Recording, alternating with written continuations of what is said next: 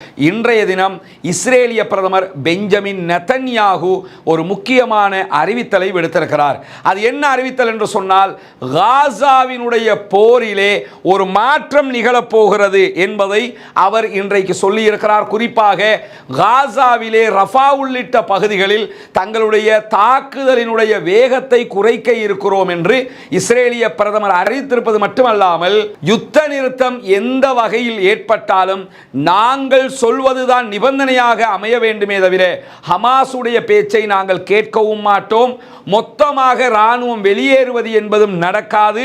சமாதான உடன்படிக்கை என்றால் நாங்கள் சொல்வது மட்டும்தான் அங்கே நடக்க வேண்டும் என்று கராராக திமிர்த்தனமாக இன்றைக்கு பெஞ்சமின் நெதன்யாகு பேசியிருக்கிறார்.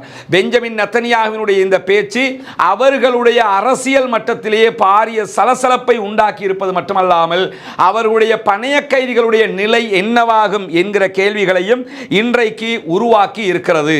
ஹமாஸுக்கு எதிரான கடுமையான யுத்தம் தற்போது முடிவுக்கு வரப்போகிறது. ஆனாலும் யுத்தம் தொடரும் என்றுதான் பெஞ்சமின் நெதன்யாகு இன்றைக்கு சொல்லியிருக்கிறார். எது எப்படி போனாலும் நீங்கள் யுத்தத்தை தொடர்கிற காலம் வரைக்கும் எங்களுடைய எதிர்த்தாக்குதல்களும் தொடர்ந்து கொண்டே இருக்கும் என்பதை இன்றைக்கு ஹமாஸும் பதிலடியாக சொல்லியிருப்பது மட்டுமல்லாமல், இந்த தீவிரமான கடுமையான யுத்தத்தை குறைக்க இருக்கிறோம் என்கிற நெதன்யாகுவினுடைய பேச்சுக்கான காரணமும் வெளியாகி இருக்கிறது. அதற்கான காரணம் வேறு ஒன்றுமல்ல, அவர்கள் வடக்கு இஸ்ரேலிலே, நார்த் இஸ்ரேலில் ஹிஸ்புல்லாவிடம் இருந்து படுகிற அடி அகோரமாக இருக்கிறது. ஹிஸ்புல்லாக்கள் உச்சம் தொடுகிற தாக்குதலை நடத்தி கொண்டிருக்கிறார்கள்.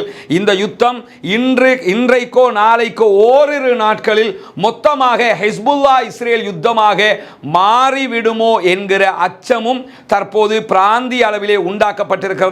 அப்படி ஒரு நிலை வந்தால் கண்டிப்பாக ஹிஸ்புல்லாக்கள் மொத்தமான தாக்குதலை தொடருவார்கள் என்று சொல்லி இன்றைக்கு உத்தியோகபூர்வமாக ஈரானுடைய IRGC கமாண்டரே அறிவித்திருக்கிறார்.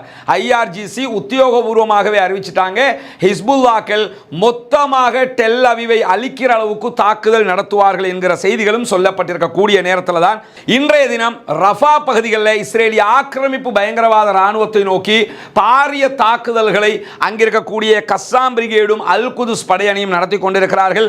குறிப்பாக இஸ்ரேலுடைய படையினர் ரஃபா பகுதிகளில் குழுமி இருந்த நேரத்தில் அவர்கள் மீது மோட்டார் குண்டு தாக்குதல்கள் நடத்தப்பட்ட காட்சிகளையும் இன்றைக்கு கஸ்ஸாம் பிரிகேடும் அல் குதுஸ் படையணியும் வெளியிட்டிருக்கிறார்கள்.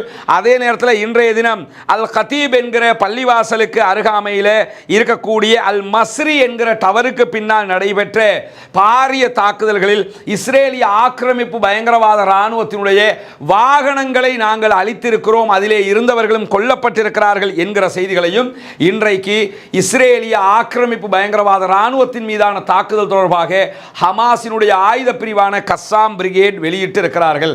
இந்த மாதிரியான நேரத்தில் தான் ஹமாஸினுடைய ஆயுத பிரிவினுடைய ஆயுதங்களை ஆபரேட் பண்ணக்கூடிய, அதில் பிழைகளை திருத்தக்கூடிய நிபுணர் ஒருவரை நாங்கள் ரஃபாவிலே கொண்டிருக்கிறோம், ஹமாஸினுடைய ஆயுத தயாரிப்பாளர்களில் இவர் முக்கியமானவர் என்கிற ஒரு செய்தியை இன்றைக்கு இஸ்ரேலிய ஆக்கிரமிப்பு பயங்கரவாத இராணுவம் வெளியிட்டிருக்கிறது. எது எப்படி போனாலும் இதற்கு முன்பதாகவும் இப்படியான அறிவிப்புகளை அவர்கள் விடுத்ததுண்டு. ஆனால் ஹமாஸ் அதை ஒப்புக்கொண்டால் தான் அது உண்மையா இல்லையா என்பதை நாம் தெரிந்து கொள்ள முடியும். ஹமாஸை பொறுத்தவரையில் ஒரே ஒருவரை, எங்களுடைய ஒருவரை அவர்கள் கொண்டிருக்கிறார்கள் ஜெனின் பகுதிகளிலே என்கிற செய்திகளை கடந்த வாரம் அவர்கள் ஒப்புக்கொண்டிருந்த நிலையில் மீண்டும் அவர்கள் அறிவித்திருக்கிறார்கள். இது உண்மையா பொய்யா என்பதை நாளைக்கு ஹமாஸினுடைய அறிக்கையை பொறுத்து தான் நாம் புரிந்து கொள்ள முடியும். இந்த மாதிரியான நிலையில தான் ஹமாஸினுடைய படைப்பிரிவு ரஃபாவில் ஏறக்குறைய மொத்தமாக ஒழிக்கப்பட்டு விட்டது என்கிறார் இஸ்ரேலுடைய இராணுவ தலைவராக இருக்கக்கூடிய லெப்டினன்ட் ஜெனரல் ஹேர்சி ஹலேவி. நாங்கள் ரஃபா பகுதிகளில் ஹமாஸுடைய படையை ஒழிச்சிட்டோம் அப்படின்னு சொல்றாரு. சொன்னதுக்கு பிறகு என்ன சொல்றாருன்னா, எனவே அங்கே ஹமாஸ் இல்லை என்று அர்த்தமில்லை, மாறாக அந்த பகுதிகளில் சண்டையிடுகிற அளவுக்கு அவர்களுக்கு பலம் இல்லை என்று ஹேர்சி ஹலேவி இன்றைக்கு சொல்லி இருக்கிறார்.